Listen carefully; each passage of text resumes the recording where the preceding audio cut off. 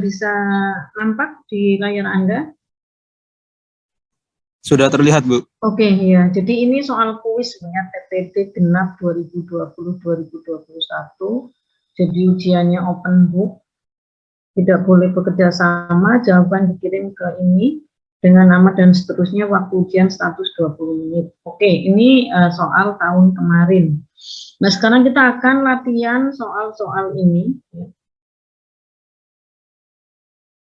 Ini mencakup destilasi dan ekstraksi ya. Kemudian ini destilasinya ada dua metode, yaitu metode McCabe-Steele dan metode Ponson-Savarit.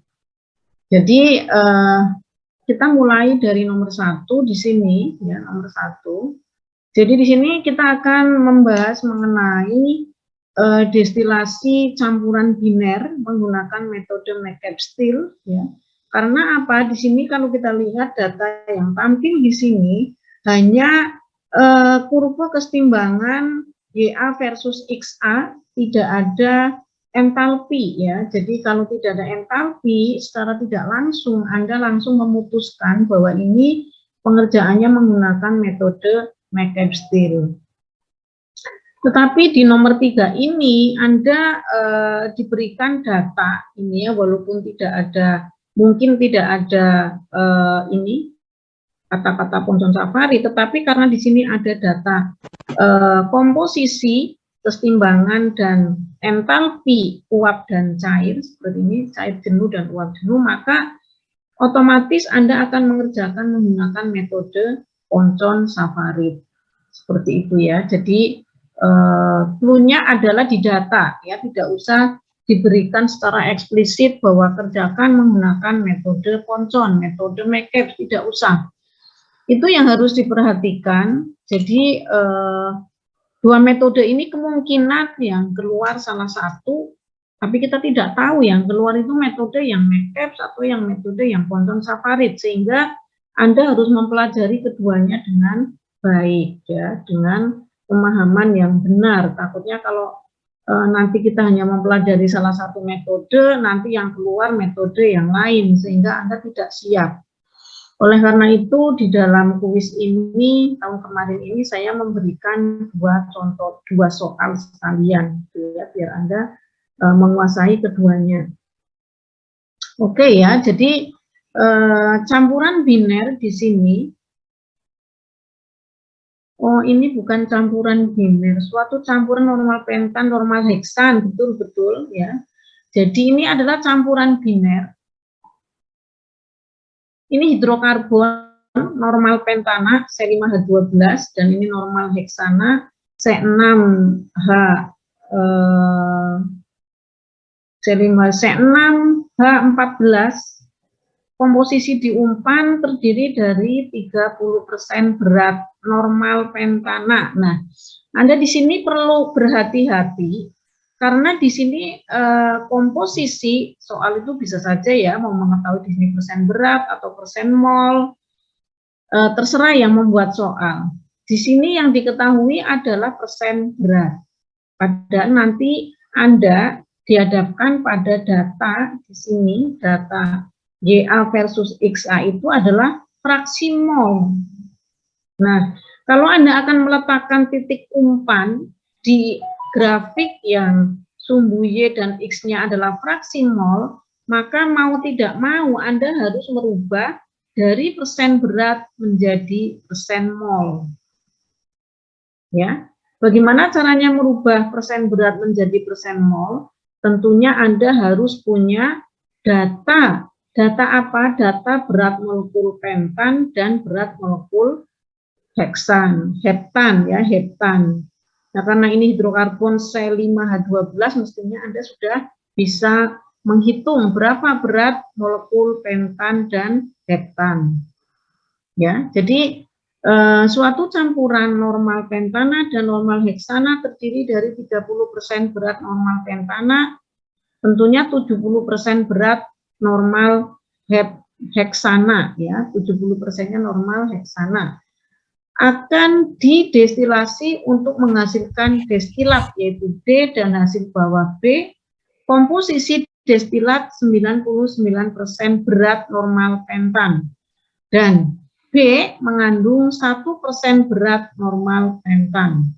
Anggap pentan adalah A, kemudian heksan adalah B. Ya, jadi komposisi A di umpan itu adalah 30% berat.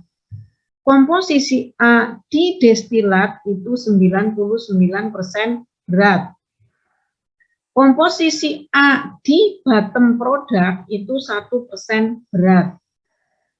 Nah, dengan menggunakan data-data ini, Anda dengan menggunakan neraca massa dan neraca komponen, maka Anda dapat menghitung berapa kecepatan D, berapa kecepatan B. Nah, ketentuan selanjutnya bahwa menara destilasi dilengkapi dengan kondensor total dan reboiler parsial. Ya, jadi kalau kondensor total berarti di kondensor ini tidak terjadi kesetimbangan karena semua uap yang masuk ke dalam kondensor diembunkan 100% menjadi cair jenuh. Nah, fase umpan adalah cair jenuh. Kecepatan umpan 2000 kg per jam. Selesaikan menggunakan metode McCabe's and Thiel. Pertanyaannya adalah di sini ada dua, berapakah kecepatan destilat dan hasil bawah? B. Tentukan reflux minimal, plat minimal, jumlah plat total apabila reflux sama dengan 1,25 kali reflux minimal. Yang B, hitunglah beban panas kondensor dan boiler apabila panas laten penguapan destilat atau lambda vaporization sama dengan 970 kilokalori per kilogram. Data kesetimbangan fase uap cair, ya, normal pentan dan normal heksan, lihat tabel. Oke ya, ini adalah data kesetimbangannya. Oke, dari soal ini Anda harus bisa menganalisis ya. Jadi yang pertama Anda mestinya harus mempelajari dulu bagaimana sih McCabe's Thiel itu, step-stepnya itu seperti apa metode McCabe's Thiel. Ya. Jadi metode McCabe's Thiel itu tidak memerlukan neraca panas. Ya. Jadi Anda cukup, saya melalui WA sudah menyampaikan, untuk mengikuti kuliah pagi ini, Anda harus menyediakan kertas grafik. Ya, menyediakan kertas grafik untuk menggambar, ya, menggambar. Jadi ini adalah mata kuliah yang memang harus praktek, bukan mata kuliah hafalan, ya. Jadi kalau nanti Anda di dalam jawaban soalnya hanya bercerita, oh, metode McCabe's Thiel pertama harus melukis kurva kesetimbangan fase uap cair, tapi tidak ada gambarnya, ya tidak dinilai. Yang dinilai adalah gambar. Gambarnya dinilai. Oke, jadi Anda harus melukis kurva kesetimbangan fase uap cair, ya, fase uap cair menggunakan kertas grafik.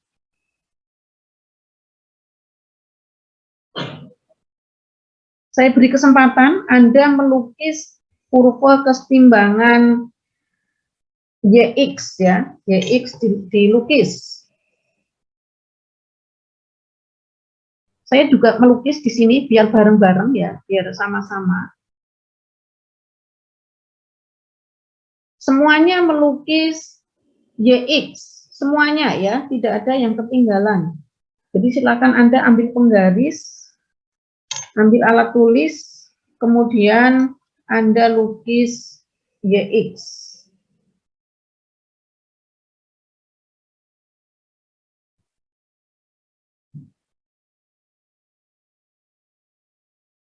Datanya lihat di gambar, di tabel ya, lihat.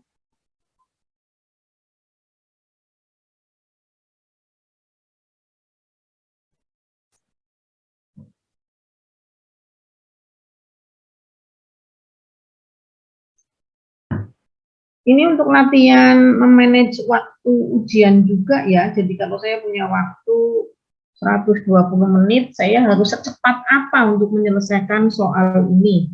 Oke, tahap pertama Anda melukis di sini 00, 0,1, X-nya, Y-nya 0,21. Anda lukis 0,21 versus 0,1. Jadi titiknya sudah dapat. Yang kedua 0,2, 0,41. 1, 2, 3, 4, 0,41 di sini. 0,3, 0,54. 1, 2, 3, 4, 5, 4 di sini. 0,4, 0,66. 0,4, 0,66. Sini. 0,5, 0,745.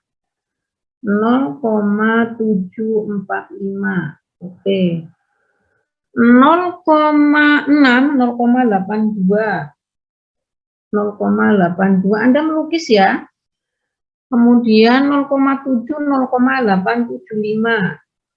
1, 2, 3, 4, 5, 6, 7, 8, 8, 7, 5 di sini. 0,9, 0,975. Mendekati 1 ya, 0,975. 0,8, 0,925 di sini. 0,7, 0,875. Oke. Kemudian 0,9, 0,975, 975, 11. Jadi sekarang Anda sudah punya grafik kesetimbangan YX.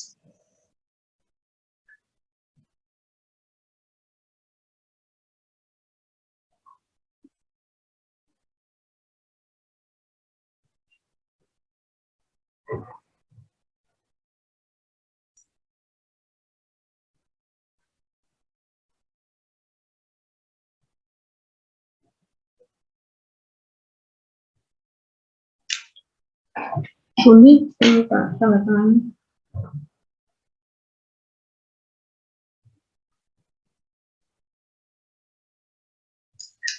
Ini untuk FGD yang salah ini.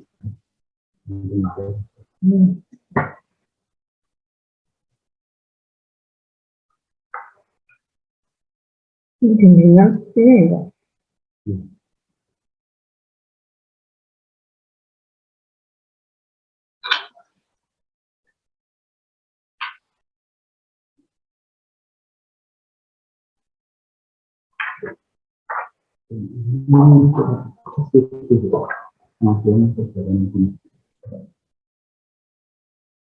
Pak awan kembali itu.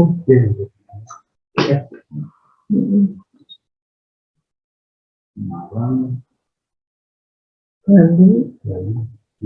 Iya, 21. Nih.